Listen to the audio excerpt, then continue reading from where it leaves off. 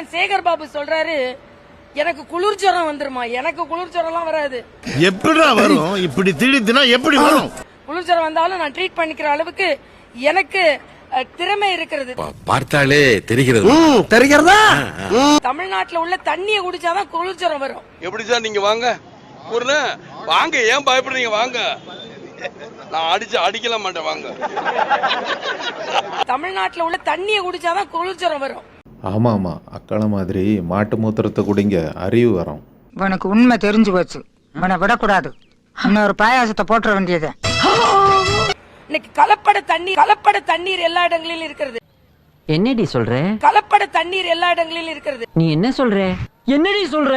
டாஸ்மாக் தண்ணியை சொல்லல, டாஸ்மாக் தண்ணி எப்படியோ கொடுத்துறாங்க. Are you ready? Thank you. What Ravi? No sir, నాకు అలవాట్లేదు. Really great.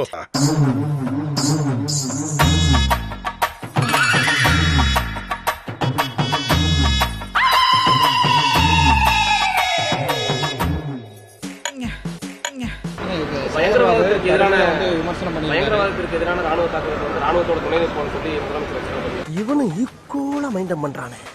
இரியா யோசிக்க அப்படியா? தப்புன்னு எப்படி அடிக்கிறது? அப்ப யோசி. இல்ல, அதத்தான் நான் சொல்றேன். ராணுவத்தோடு துணை நிற்போம் நிச்சயமா இல்ல. அதுல பிரதமருக்கு ஒரு துணை நிற்போம் என்று பிரதமரின் ஒரு சின்ன வார்த்தை சொல்வதற்கு கூட உங்களுக்கு மனம் இல்லையே என்பதைத்தான் நான் கேள்றேன்.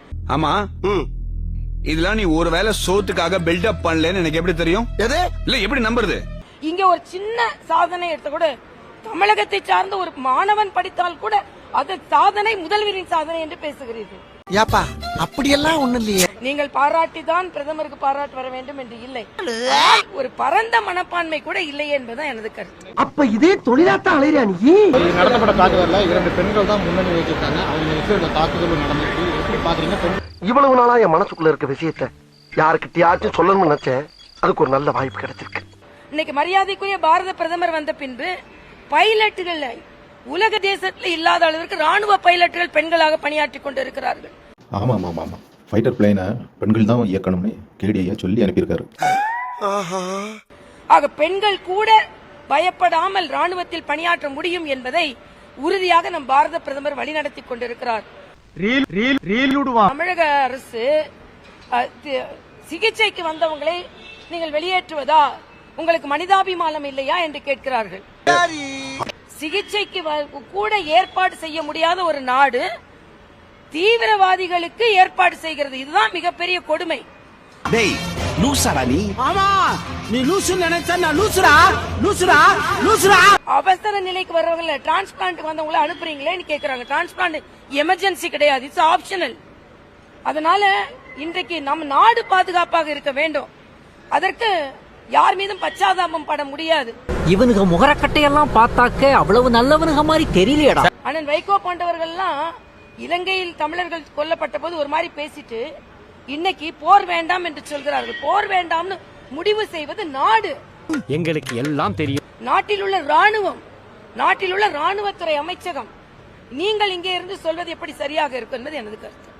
குடிகாரனுக்கு எவனை பார்த்தாலும் தள்ளாடுற மாதிரி தான் தெரியும். அது மாதிரி ஒன்ன மாதிரி ஃப்ராடுக்கு எவனை பார்த்தாலும் ஃப்ராடு மாதிரி தான் தெரியும். தமிழிசை துப்பாக்கி ஏந்து போராடுவாரான தமிழிசை துப்பாக்கி ஏந்தல. தமிழ்நாட்டு இங்க இந்திய பெண்கள் துப்பாக்கி ஏறி போராடி கொண்டிருப்பதை நாம் பார்த்து கொண்டுதான் இருக்கிறோம். அதனால நான் நேர துப்பாக்கி ஏந்த வேண்டியதில்லை. நாங்கள் சொத்துப்பாக்கியை வைத்து இந்த ஆட்சியின் அவலங்களை எடுத்து சொல்லுவோம்.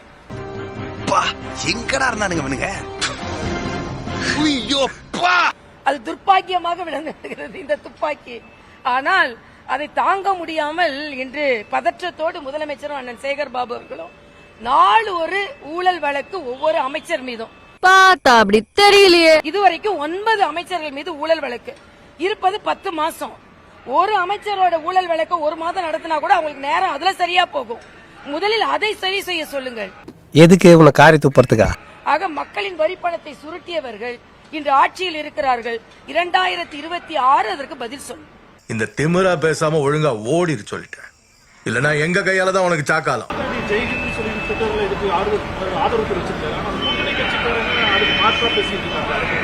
இல்ல, அதாவது ராகுல் காந்தியோ அண்ணன் ஸ்டாலினோ இன்றைய நேரத்துல பாரத தேசத்து கூட நிக்கணும். நினைச்சேன். இப்படிதான் ஏதாவது மீனிங்லெஸ்ஸா பேசிட்டு இருப்பார் சார் இவரு. மாற்று கருத்தை கார்கே போன்றவர்கள் எல்லாம் காஷ்மீரை பற்றி மாற்று கருத்தை சொல்வதெல்லாம் வன்மையாக கண்டிக்கத்தக்கது. இது தவிர்க்கப்பட வேண்டும். நாட்டு பற்றோடு அனைவரும் ஒன்றிணைய வேண்டும் என்பது எனது கருத்து. அப்படியே ஆகட்டும் ஆகட்டும்.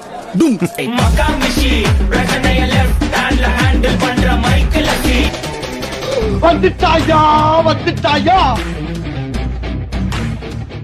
நம் ராணுவ வீரர்களுக்கு எனது மிகப்பெரிய பாராட்டையும், இந்த துணிச்சலான முடிவை எடுத்த நமது பாரத பிரதமருக்கு இந்த உலகமே பக்கபலமாக இருப்பதையும் நாம் இங்கே பதிவு செய்கிறோம்.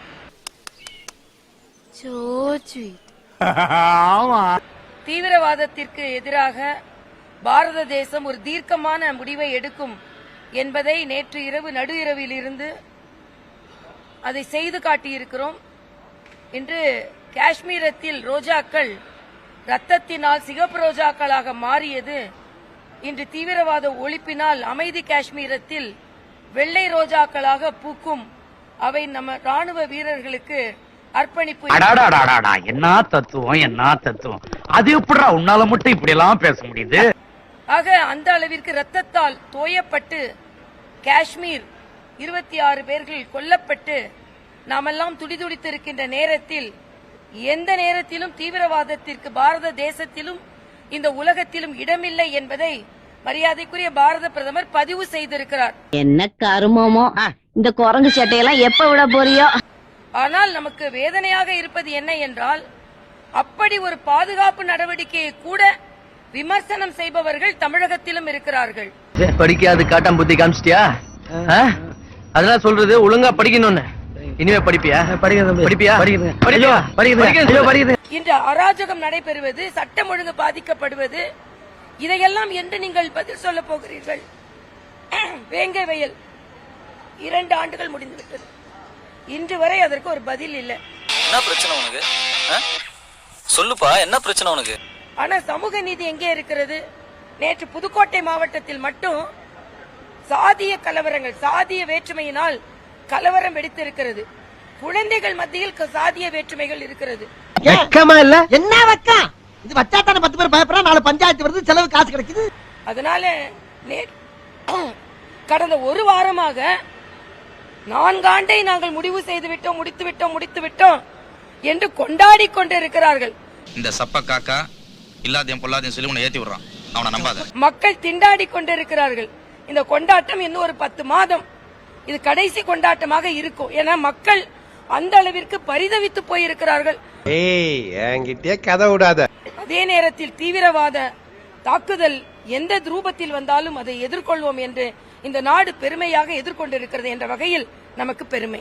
பஹல்காம் தாக்குதலுக்கு 25 பேர் அப்பாவி மக்கள், சுற்றுலா பயணிகள் படுகொலை செய்யப்பட்டதற்கு காரணமாக TRF அப்படிங்கிற அமைப்பு பொறுப்பெடுத்திருக்கிறது. தி ரெசிடென்ஸ் ஃப்ரண்ட் அப்படிங்கிற அமைப்பு பொறுப்பெடுத்திருக்கிறது. ரைட்.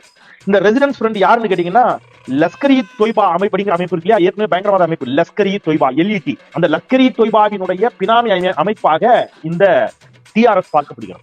இந்த லஷ்கர் இ தொய்பாவினுடைய மிக முக்கிய பயங்கரவாதி, தீவிரவாதி ஒருத்தன் கடந்த ஜூலை மாதம் ராணுவத்தால் அல்ல, காவல்துறையால் அல்ல, அந்த பகுதியில் இருக்கக்கூடிய பொதுமக்களால் பிடிக்கப்பட்டு காவல்துறையிடம் ஒப்படைக்கப்படுறான்.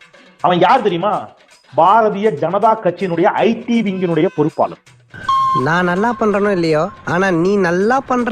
Lashkar terrorist got was Jammu BJP's minority morcha IT cell chief.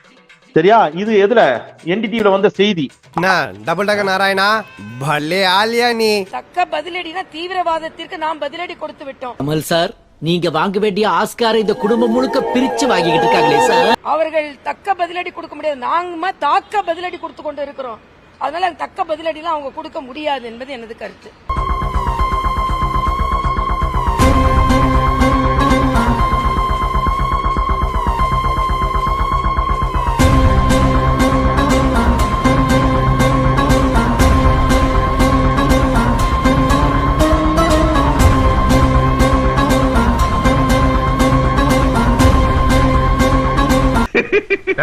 என்ன போக்கு எதிர்கட்சிக்காரன் என்ன நினைப்பான்?